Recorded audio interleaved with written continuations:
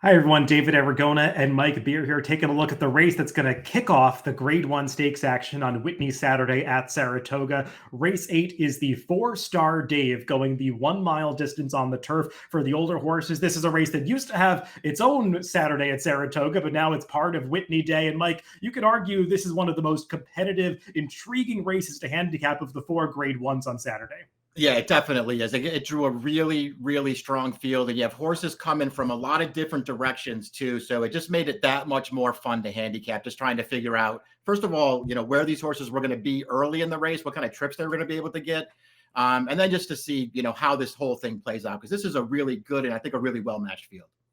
And adding some real intrigue to this race is the return of the number 3 Johannes, who I did install as the 5-2 morning line favorite, a horse who was among the best of the turf horses in this country last year, second in the Breeders' Cup Mile, but he is returning from a very long layoff. And interesting, they shipped all the way across the country to make his return in this Grade 1 race. Let's take a look at the Timeform US pace projector for this Fourstardave. And like, there is some speed in this field. I mean, between the two Mark Casse horses, they both have some tactical speed, but it seems like my boy Prince does do his best running on the front end. And I'll be interested to see how aggressive they get with the number 8 Deterministic, a horse who has gone gate to wire in his last couple of starts, but has done so in longer races, going slower paces than he's probably going to encounter here.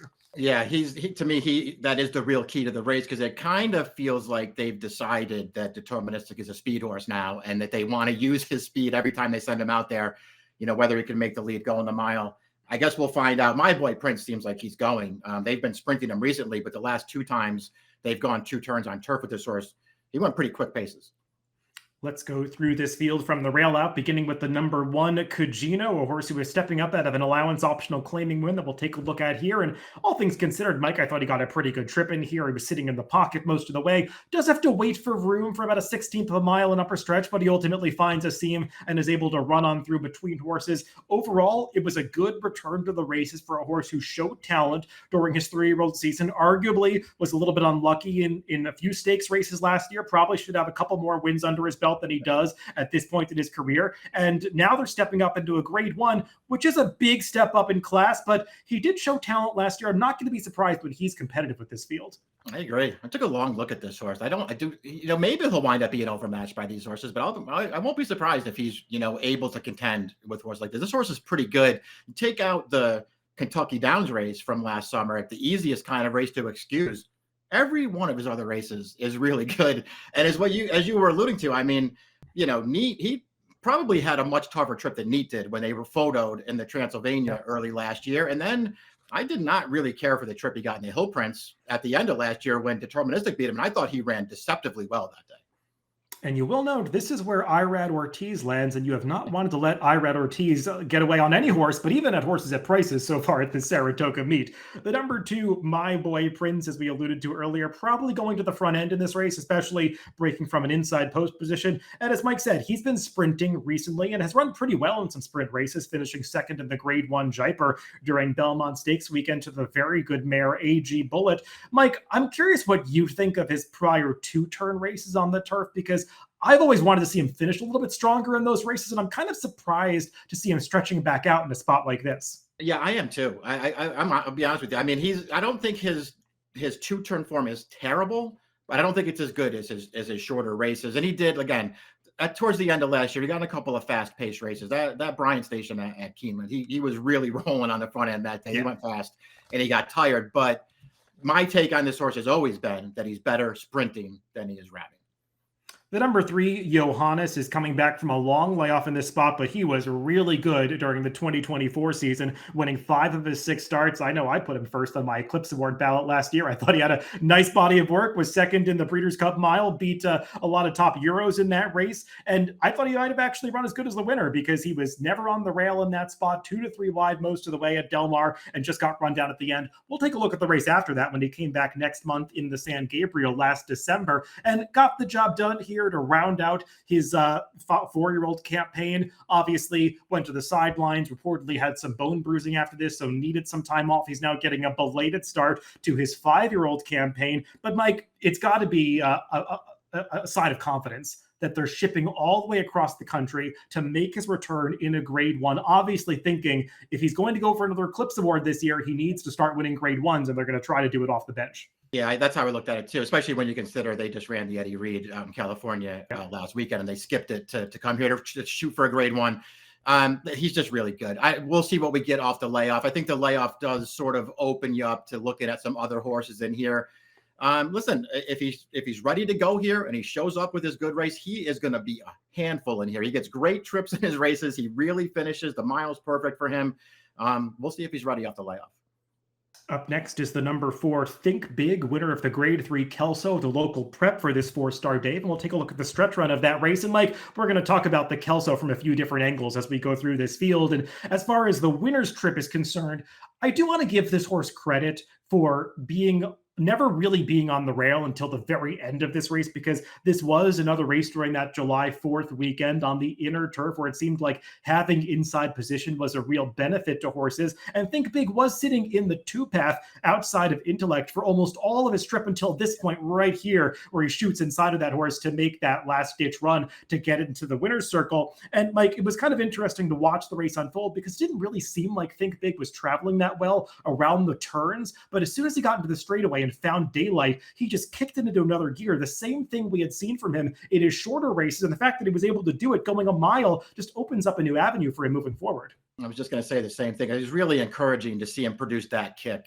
going the mile, because it was the real question going into that race, and he certainly did it. It was a really strong finish from this horse once he split horses there in mid-stretch. I really have no knocks on him. I like him as a sprinter, really liked the race that he ran last time. I mean, talking through some trips in that race, I mean, maybe there were some other horses who had way worse trips than he did in there, but this horse still really ran. I will note Jose Ortiz, who was on last time, is on a different horse in here. Ben Curtis didn't make the trip. He is a new rider for this race in Luis Saez. Not exactly sure what happened there, but just something to note. The number 5, Win for the Money, Mike, I think is one of the more subtle bad trips in the Kelso last time, because he was just 3 wide with no cover every step of the way. He was also up close to the pace, which is not a running style he needs to use, but he was a little keen coming off the brief freshening. He was a horse that obviously was ready to run a big race that day. I mean, you could just see it in the way that he was bet. I didn't expect him to go off at 3-1 in that spot. The bettors were on him, and he ran a big race, just kind of got a tough trip. I don't know if he was going to win, but he certainly put forth one of his better efforts in there. He is a horse that can be comfortable coming from a little further off the pace, and I wonder how they're going to ride him in here. Yeah, I think the trip will be really important for this horse too. We'll see, David. I mean, listen, it made me take a second look at him. There's no doubt about it. The trip that he pulled last time, I don't really trust him in here. I don't love him in this race, but he did not get a great trip last time. The number 6, Intellect, is another horse coming out of the Grade 3 Kelso last time out. And Mike, while you could make the argument that maybe he moved a little bit too soon and struck the front sooner than he at least has in his first 2 starts in North America, because he does seem like he wants to be one of those horses that gets held up and produce one big finish. A lot of things worked out prior to that. He was riding the rails around both turns, sitting in the pocket, and just got run down by a better horse at the end and Think Big, in my opinion. And now he's stepping up into a tougher spot. And while I think there is a happy medium between the trip he got 2 back and the one he got last time, I still don't know if I believe he's good enough. Me too. That's my real problem with him, David, is that I'm just not sure how good he is exactly. But I'm willing to leave it open maybe for another race or 2. I mean, he ran so well in the Poker 2-back with really no chance to win that it made me want to stick with him a little bit. Here's a question for you. As far as the way that Kelso was run, once the horse pulls up on the turn there, it just sort of leaves a horse on the lead all by himself there. Do you think Pratt maybe pushed the button a little too early because he thought, hey, I got to go after this horse now? And he did. As he did that, Think Big just sat behind him and made the last run.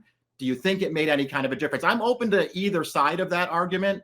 If I liked Intellect more, I would probably be a little bit more positive on it. I think it did entice Pratt to move a little bit too soon because the path was there for him. I still didn't like the way this horse put his ears up at the eighth pole and kind of pulled himself up a little bit. Maybe it won't happen with a different trip here, but I just have those questions about whether he stacks up at this level. Number 7, Spirit of St. Louis, another Chad Brown horse drawn alongside his stablemate. He's already proven he can win races at the Grade 1 level, as he did 2 back in the Turf Classic at Churchill Downs and 4 back in the Pegasus World Cup Turf at the beginning of his season. The problem is, Mike, both of those Grade 1 wins were followed up by somewhat perplexing, disappointing efforts. I guess he didn't get the perfect trip in the Muniz 3 back, but still, he kind of lacked some finish in that race. And then what happened last time in the Manhattan, where he was just never comfortable early and never unleashed any sort of the turn of foot that we've seen from him in the past? Yeah, he was so disappointed in that race. I mean, this horse, obviously he can win. I mean, he's got a couple of races and a couple of races this year that are just going to make him really tough in here if he shows up and runs it. Do you trust him to run it? I guess that's the real question. He was very disappointing last time, and I just sort of wanted to fade him in here, especially if he gets bet, but I know he can beat me. Mike, I have a little bit of a theory with this horse, and maybe you can comment on it briefly. I wonder if he doesn't love Saratoga, because this horse, I know he's 1 for 4 in Saratoga with a couple of seconds. A couple of those seconds were losses at very short prices with him underperforming, and I wonder if maybe this is not his favorite venue. Yeah, that's a very good point, because I one of the things that I was going to mention and didn't was how disappointing he was when he got beat here last year at a super short price against New York Breds. The number 8, Deterministic, was the winner of the Manhattan, the race in which Spirit of St. Louis disappointed as the favorite. Let's take a look at the stretch run of that race. And as Mike was saying earlier, since they started putting this horse on the lead, it feels like they've unlocked another level for him, because he's really improved his performances over the course of the Fort Marcy, and then here doing it against tougher competition in the Manhattan. I do think having forward inside position was a bit of a benefit to this race. We only got to see one race over the inner turf course this day when they rescheduled this race and ran it on Sunday, and I think it carried him along a little bit. But Mike, my big question with Deterministic is whether or not he's going to be as successful turning back to a mile in a race that is inevitably going to feature a faster pace. Yeah, I worry about that too, especially in light of the 2 races that he's won recently on the lead, David. It's, you go back to Fort Marcy, he just sort of got control there. He didn't have to go fast early, and then he's just gradually increasing the time he's going, the fractions he's running, and making everybody chase him there. It was just like the perfect storm for this horse to wire that field. I thought similarly about his race last time. He just got loose and he held on in that race. So, I mean, I'm trying not to knock him too much because I know he's a talented horse. I also feel like he's one of the shorter prices in here. I don't want to bet him. The number 9, Logginos, of all the runners in this field, might be the one that's biting off a little bit more than he can chew. A little tough to make a case for this horse. And Mike, we've done some videos together. This is a horse that I've been chasing a little bit in some lesser races at Churchill Downs, and I don't think he's gotten ideal trips a few times, but last time the trip worked out well enough, and he just couldn't kick strongly enough against a weaker field than this one, and this might be too much of a step up. Yeah, it might be this race just might have come up a little too tough for him. I would say that if you're looking to include him at a big price, and he should be a big price in here. My take on this horse has always been, since early in his 3-year-old year, he doesn't want to go a step past a mile. Anything past a mile is too far for this horse. He wants to go 7 or 8 furlongs. This is a perfect distance for him, and he got really handy speed. I mean, I can see him falling into a trip even from post 9. The question is whether he's good enough. Rounding out the field on the outside is the number 10, Neat. And Mike, we were referencing some potentially tough trips in the Kelso last time, and I think you could make a fair argument that the toughest trip of all might have been endured by Neat, who somehow got up to finish 4th in spite of it. Yeah, it's kind of amazing when you go back and watch the full replay. Not only he was basically eliminated from the race around the final turn with a horse pulling up. Not only did he finish 4th, David, he just missed 3rd. I mean, he almost caught Win for the Money at the wire of that race somehow. I don't know how he got that close in there. It just seemed like, off of a couple of pretty disastrous efforts in Maryland leading up to that, he finally got back on track last time. He was really ready to run in there, and it just didn't work out for him. We'll see. I wish he had a different post here. Post 10's no bargain, especially against a field like this one. So we'll see what kind of trip he can get. But this horse ran last time. Let's go to picks for this Grade 1 4-star. Dave and Mike, we're both going from horses out of the Kelso. I think we're both going with the horses that we picked last time in the Kelso, interestingly enough, as you're going back to Neat, and I can't blame you for wanting to give this horse another shot. Yeah, you had a much better result last time. We'll see if Neat can get a better trip this time. Listen, to me, David, this was a race. I mean, it's such a good field. It's a pick one or pick too many race for me. There's so many different ways to go. I'm sticking with Neat. He's going to be a huge price. He ran well last time. We both obviously have respect for the number 3, Johannes, who returning from the layoff here. I've got Win for the Money in there. The other horse that I thought didn't have a great trip in the Kelso, but I put the Kelso winner, the number 4, Think Big, on top. I was just really impressed with that late run that he was able to produce over a longer distance for the first time, and I think he might have a real future going this 1 mile trip. 4-5-3-1 for me and 10-3-6-1 for Mike in the Grade 1 4-Star Dave Race 8 at Saratoga on Whitney Saturday. Good luck if you're playing the races this weekend.